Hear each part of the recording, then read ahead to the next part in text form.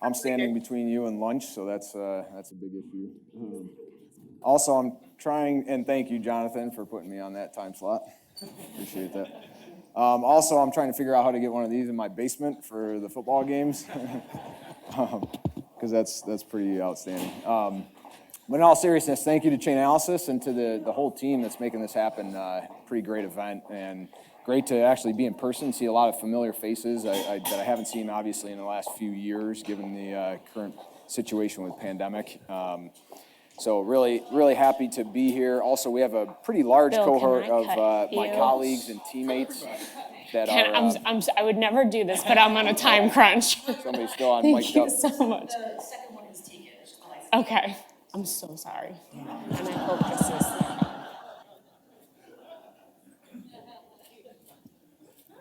Okay. I think we're good. Yeah. So I was mentioning a lot of my teams here, colleagues, that if you get a chance during the break, please reach out to them. We love to make those connections, especially in this space. So, grab them all. They're out there. You'll see our names on here. So I have the next 20 minutes to hopefully run through a case scenario, to hopefully highlight something that's been a priority in several of the sessions you heard. Early on, Deputy Secretary mentioned, mixers and tumblers, and I'm going to give a brief overview of what they are. I know we have a vast range of knowledge base here, so very brief what they are, and then highlight a case that was just brought up in the previous session on Helix and our role in that investigation. There we go. So tumblers and what they are. These are websites. They can be ClearNet or Darknet. But the primary mission of that is to mix the potential coins, the tainted coins, with other coins so you can throw off that trail, that financial trail, right? So when I do a lot of this speaking to others that aren't familiar with this space, I always mention a very common theme is if everybody in the room threw down all their dollars and coins out of their pocket and threw them in a big pile, and then everybody took their equivalent amount, but you were never going to get your same money back. You now have a complete different set of funds that can be spent that are completely, obscuring that trail that we're onto. Very similar in crypto, right? And even more important because of the visibility that was talked about earlier on some of the panels, that the blockchain provides that visibility into those transactional details. So what does it protect against really is, and it's up there, but the tracing, the clustering, and those inputs, outputs. So our traditional, if you're in this space, that traditional UTXO model and being able to show that flow of funding, it cuts that off, and you're gonna kind of see how that comes into play with a lot of different illegal activity. Again, how does it work? Based off of that analogy I just used, in traditional darknet markets, they would deploy this like reserve of coins. So they have a reserve that they keep in a bank, and as new members come in and they put their tainted coins into they want to put it into that system to mix it up, you're getting two mixed coins on the back end coming out that are completely not related to you. Okay, so that as we're trying to identify and make attribution and follow that trail, it's throwing us off in a big way. So probably up until a couple years ago, this was a huge concern. Like there's nothing we can do. It was ran through a mixer, and then obviously, comes the likes of Chainalysis and others to help elevate, and Exigent, which we talked about earlier as being a partner, a huge asset to our team, and somebody, the folks that on that team we've been working with since the inception of our cybercrime section. But tumbling, and they've made it very easy. So a lot of these platforms you'll see up here, basically you enter your address that you want it to go to, you deposit your dirty money into it, and then it basically mixes it under that formula that I showed you on the last slide, taking out their fee, of course, right? 2.5% going to them, or an anonymous fee, and then giving you back those clean Bitcoin on the back end so that you can spend it on whatever you want. And basically it's money laundering for crypto. So it was an integral part of the darknet markets, and I mentioned that earlier, but Alpha Bay, everybody's probably aware of, or hopefully is aware of that market. In that was instrumental, the use of Helix, and I'm gonna get to kind of that case in a minute, but Graham's Helix, and Helix, kind of two similar structures, both ran by Larry Harmon. Grams was like a Google index for the dark web, where Helix was more of the tumbling service that was associated to it. But Graham's Helix was, that integral part of making those transactions anonymous and being able to carry out whatever illegal activity. So we mentioned priority investigations. Obviously, Deputy Secretary talked about it, so have several others. The tumblers facilitate a host of illegal activities. We've seen everything from the drug sales, the gun sales, the child exploitation, the terrorism financing, you name it. It happens, and this type of activity allows it to be harder to trace and harder to investigate for law enforcement.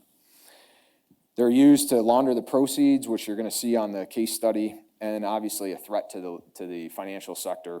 I've already talked about a lot of these. The organized crime groups is really the piece that these organized crime groups are operating more as like a crime as service, right? So they all have different parts. And in this one, Helix and Grams, they were the money launderers. In traditional criminal cases, their job was to make that money get through the system. They weren't the folks selling the drugs. They weren't the folks kind of on the back end. Their job was that one piece. And we see that more and more now in these organized crime groups. You're seeing this as a service where individuals are taking either the hacking role, the launderer role, or the actual criminal enterprise role. And it's tough because they're separated, and that's what the challenge is by law enforcement, is to piece that together, and a very big help by Chainalysis and other companies that help us with that data attribution. So the challenges, I talked slightly about some of these, but they're sophisticated. I mean, these criminals we're playing cat and mouse. It's a catch up, right? As technology advances, we have to advance in our investigative aspects. So they're sitting behind Tor, they're using bulletproof hosting services. We have to look at, all sorts of the infrastructure components, DNS, domain name services, things of that nature that may be helping to facilitate their infrastructure to run some of this stuff, but then also trying to find like the large transactional volume of the wallets being instituted and being used in this activity. Of course, they're global. These aren't folks, I say they're not folks typically sitting in the U.S. You're going to see Larry Harmon sat in Ohio of all places, Akron, Ohio, the hotbed of crypto crime. But it's serious. It's a good indicator of these criminal actors can hide anywhere. They could be overseas in some foreign country. They could be right next door in mainstream U.S. And that's the challenge that we're posed with, is kind of locating these folks in a global environment. It also makes it challenging for obtaining data. You've heard a lot about working with our federal partners on the international front, attachés, legates, OIA, all these agencies that we need to involve just to get data and information from the source. And then again, the advanced investigative techniques, and this is where we lean a lot on industry, a lot on Chainalysis, a lot on Exogen, our partners. Our agents do an outstanding job of learning this space, becoming familiar with the ecosystem, and being able to be sophisticated in their own rights. And then we have to rely on the technology and the tools and the resources and the data in order to help us drive some of that additional work that needs to be done. Okay, so everybody knows everything about Bitcoin mixers and tumblers now. Moving on to Helix. So Helix, again, really facilitated the laundering of 300 million plus in actual drug sales and other illegal activity through cryptocurrency transactions. Again, it used that whole tumbling mixing service to facilitate that and do so for several years. Why tumble? Why use that? It was to break that chain, right? So you have the criminal purchasing goods on these darknet markets and then trying to bring that money, the market trying to bring that money back. If they didn't break that chain, we'd easily be able to go to exchanges. We'd easily be visible on the blockchain. We'd easily be able to issue legal, some type of legal service to get that data, right? To be able to show that trail. So obviously Helix was breaking that chain to make it harder. But one thing that they Helix, that is, and Larry Harmon specifically, what they failed to kind of recognize was at least we were able to see volumes and see large values of money shifting into different wallets. And from that location, being able to see this back end. So the back end seeing the transaction fees, which was key. So remember I mentioned that 2.5% that's being peeled off for the transactional fee. That became our source of, okay, we have to identify and work with understanding that's the key component of the money that's going back to the administrator of these sites. All the other money is being sent back to, the vendors and others that are really instituting the illegal activity. So some of the top deposits you'll see up here were a lot of them were just darknet markets, coming into Helix.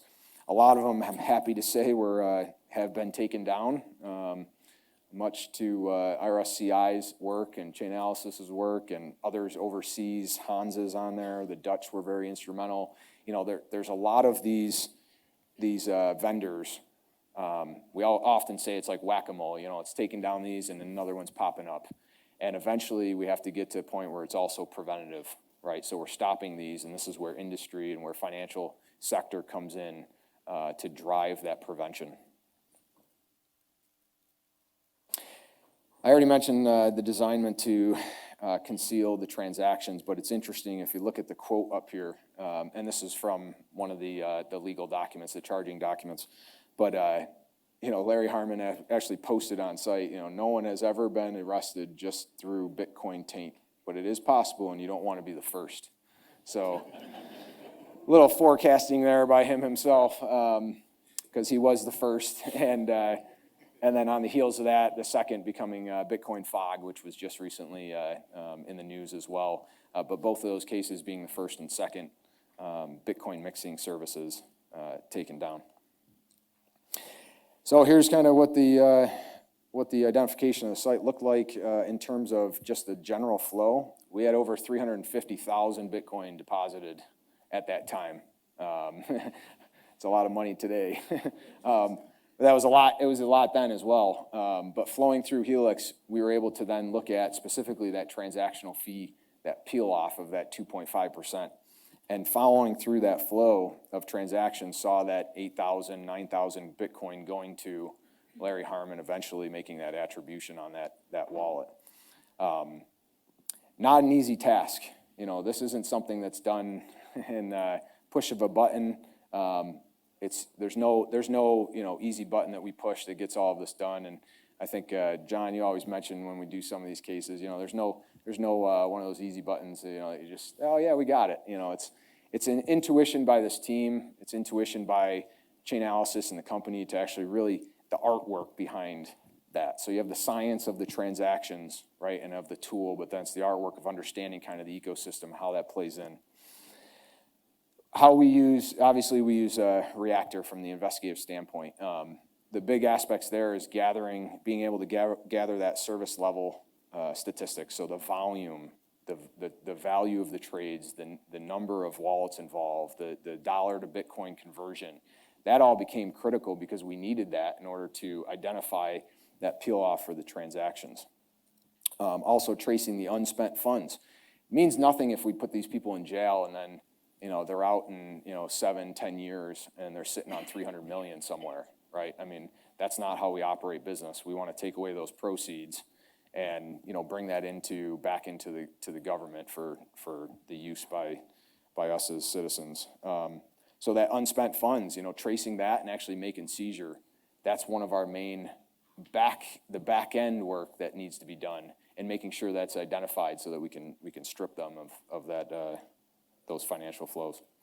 And then tracing the actual transactions to make attribution. I'm looking forward to, is Pratima here? Yeah, so I'm looking forward to the in a jiffy,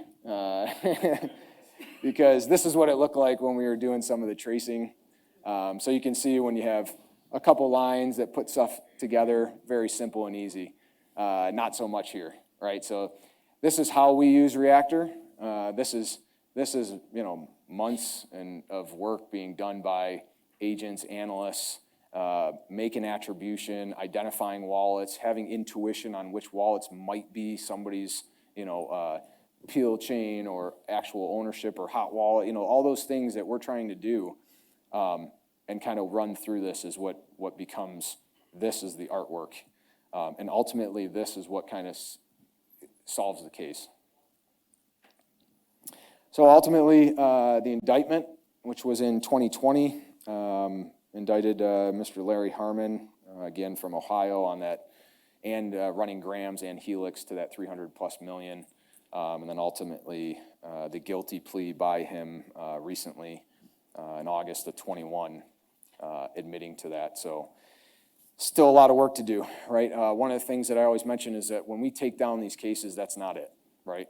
With that comes usually the secure seizure of significant server data, right? So think about the data that Larry Harmon and that as an administrator is keeping on all of that transactions, right? So that's data that then we have to make sure that we use properly as a government and as a whole government to be able to look at the other vendors, the other markets, the other users, the other big players in the space to go after them.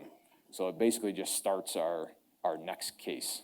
And that's why I always tell everybody, we're not short for cases. We take down 1, 10, 100 more are actually embedded within that one that we are now working off of.